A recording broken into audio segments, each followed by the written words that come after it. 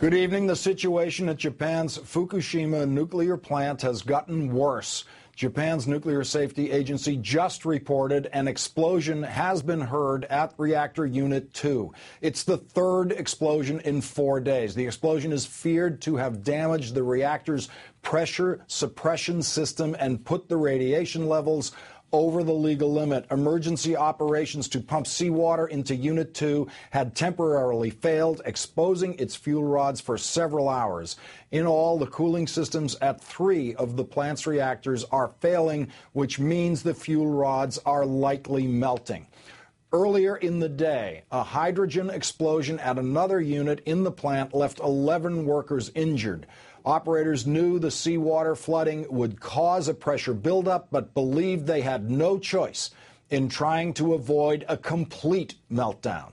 New photos from Google show just how bad the aftermath is at the Fukushima nuclear plant. This is what the plant looked like from above before the tsunami hit. This is what it looks like now. While a Tokyo Electric official said in a press conference that he does not believe a critical event is imminent, a senior nuclear industry executive told the New York Times that Japanese nuclear managers are, quote, basically in a full-scale panic. Fear also grips the hundreds of thousands of displaced survivors of this disaster as they face food shortages and freezing temperatures.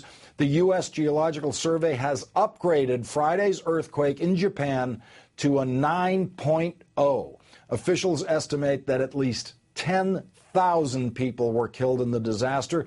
2,000 bodies washed ashore today. At least 15,000 are still missing. President Obama spoke about the situation earlier today at the White House. Although Japan is a highly advanced economy and technologically equipped to rebuild, at this moment of crisis, it's important that all of us join together in providing any help and assistance that we can in the days and months to come. And so I'm in close contact with Prime Minister Khan, and our teams are in close cooperation, as is our military in the region, and we expect to continue that cooperation until we have some stabilization of the situation there. Joining me now from Sendai, Japan, NBC's Lester Holt.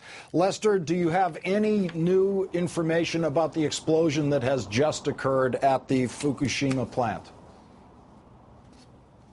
We can tell you it's Tuesday morning here. That occurred a little less than 3 hours ago. The explosion was heard. Now, one of the Japanese wire agencies is reporting there was an increase in the radiation level shortly after that explosion.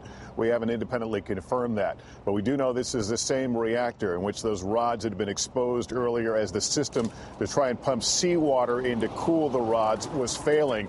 This apparently is happening on various levels on 3 reactors right now.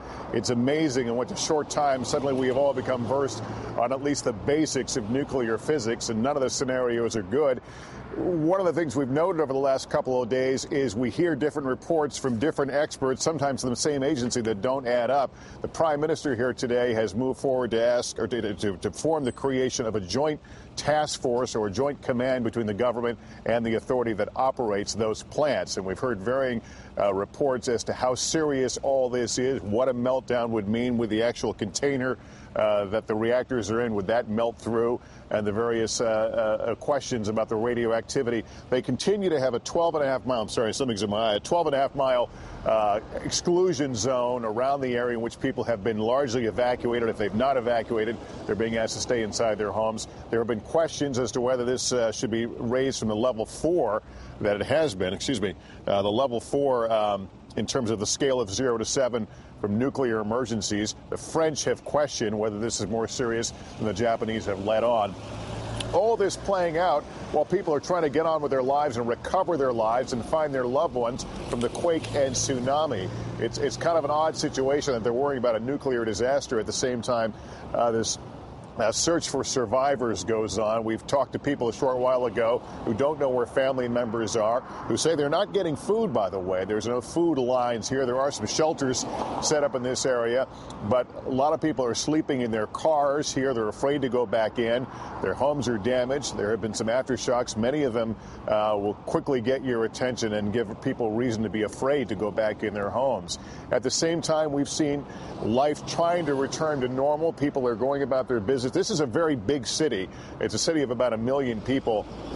The area that was hit by the tsunami, hard to get an estimate, but it certainly did encompass the entire city. But when you go to those areas, you'll be going down a normal street, everything's fine, and then you'll see areas that have been flattened, cars turned upside down.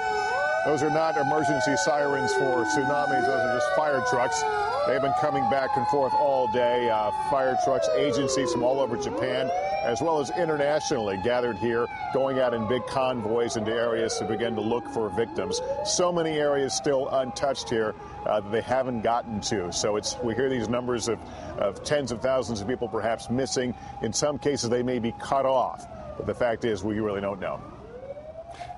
Lester, what can the victims of this disaster do about the possible radiation exposure? Certainly they might want to move as far away from these nuclear plants as they can at this time, but is there any ability to do that? Well, that's a good question, because fuel is very hard to come by. We drove up from Tokyo overnight.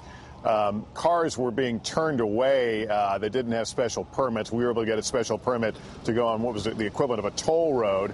But even those folks who could get in a car, there was no gas for them. So when we were leaving rush hour in Tokyo, this huge city that is notorious for its big traffic jams, very few cars on the road.